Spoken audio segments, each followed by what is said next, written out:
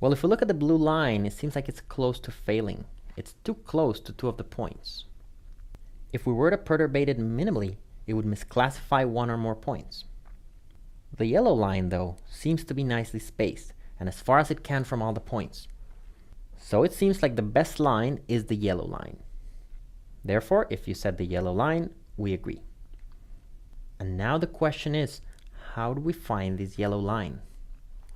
Well, before finding the yellow line, let's actually find a measure that tells us that the yellow line is better. So the first observation is that these points far away from the boundary didn't matter much to our decision.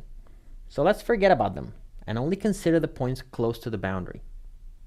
Actually, what we really have to focus is the distances from the points to the two lines. And what tells us that the yellow line is better? Well, the yellow line is better because somehow it's farther from the points than the blue line. So we can just look at these four distances and notice that the smallest of those four distances is our measure of how close the line is to the points. This means that what we have to consider then is the minimum of the four distances. That's our measure of how close the line is to the points. We'll call this measure the distance. So we conclude that the yellow line is better because the minimum of all these distances is larger for the yellow line than for the blue line. So this is the function we need to work with, the minimum of the four distances.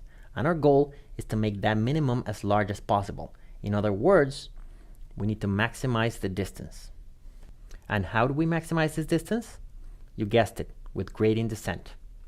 There are also other methods we can use, which we will learn during the class. This method is called a support vector machine.